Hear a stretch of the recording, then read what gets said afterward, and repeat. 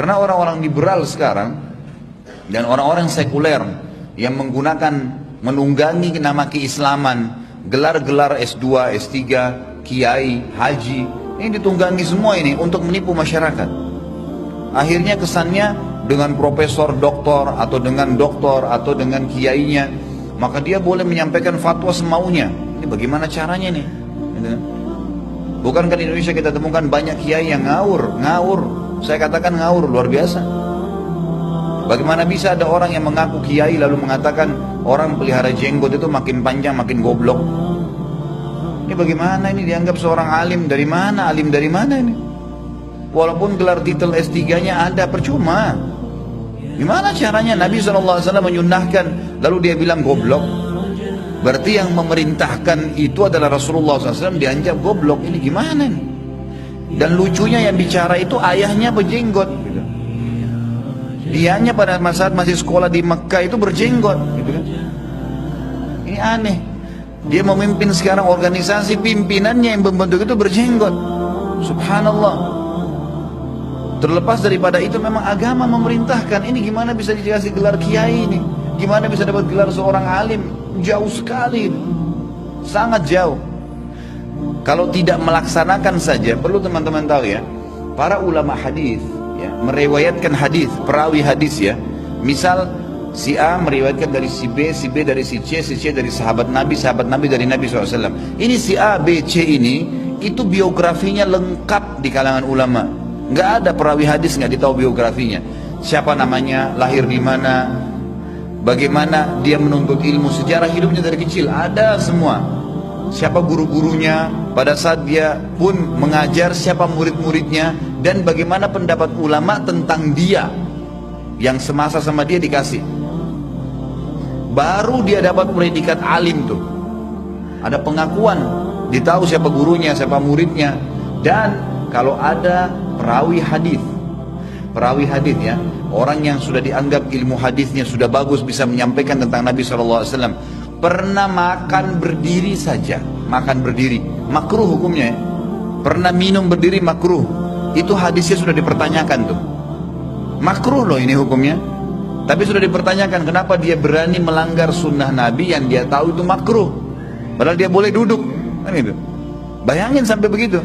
Bahkan ada sebagian ulama yang menilai kalau hadisnya sahih bisa jadi hasan, turun hanya gara-gara dia makan berdiri. Bayangin ya. Tercoreng sedikit muru'ah namanya, kehormatan agamanya sudah turun untuk kualitasnya. Jadi kalau yang betul-betul yang hadisnya sahih itu karena sanadnya si A, B, C dikasih julukan apa? Thiqatun, terpercaya, nggak pernah dusta seumur hidup. Thiqah itu namanya, thiqah itu terpercaya. Dari kecil sampai dia menjadi ulama sampai mati nggak pernah dusta seumur hidupnya. Itu baru namanya thiqah. Sabtun, dikatakan sabt itu betul-betul menguasai apa yang dia sampaikan dari Nabi SAW per letter sama, hafalannya nggak pernah meleset, hafil, menghafal dengan sangat kuat, harus berkumpul padanya itu baru dianggap seorang alim. Ini subhanallah, baca Quran aja belum tentu benar, orang baca hadis aja asal ngomong saja. Bukan cuma itu, ngolok-ngolok hadis, la ilaha illallah. Ini bagaimana ini?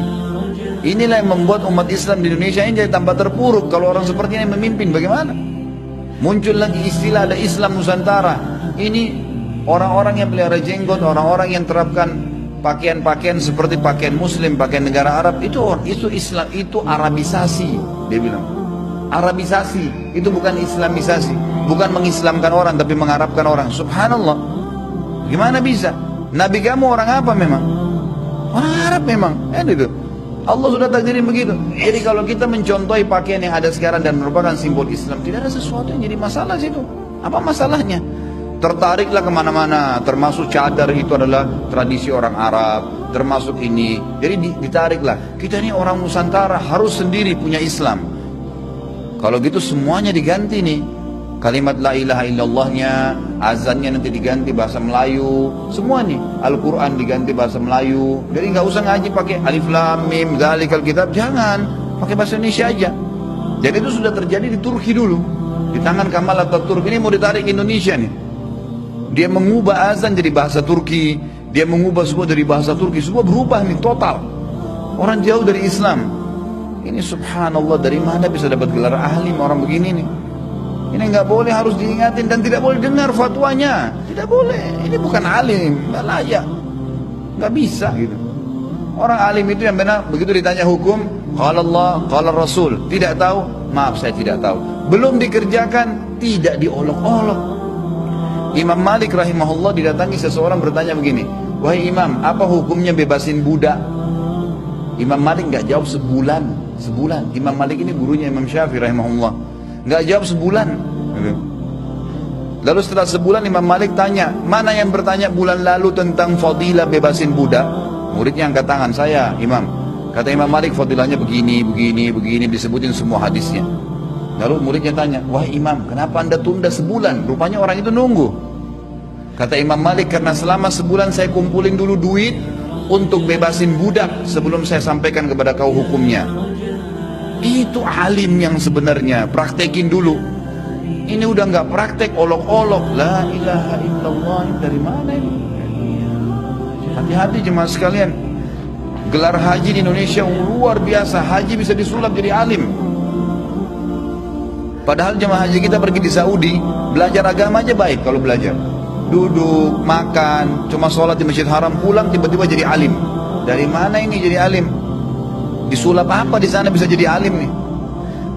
Orang saya 7 tahun di sana, saya temuin jemaah haji kita duduk saja, ngobrol-ngobrol, ngopi. Haji ya pergi haji udah, itu pun pemimpin-pemimpinnya yang memandu saja, itu tidak memandu lagi, sibuk dengan alam sendiri, belanja barang ini segala. Berapa kali saya kunjungin tempat-tempat itu, nggak ada panduannya. Paling pertemuan pengajian dalam 40 hari itu berapa kali sih? Saya yakin bapak-bapak sudah pernah ikut, kalau yang pernah ikut haji, ikut pemerintah kita, berapa kali anda dipandu pengajian tuh? Kebanyakan sibuk dengan alamnya sendiri-sendiri. Pulang tiba-tiba si Pak Haji jadi alim, boleh berikan fatwa. Dari mana fatwa, dari mana? Anda alim dari mana ini? Berani benar kasih fatwa. Kalau salah tanggung jawab hari kiamat loh. Nggak ada ilmunya, gimana caranya? Makanya kata Nabi SAW, akan muncul nanti di akhir zaman ulama su, orang-orang yang dianggap ulama tapi buruk sekali.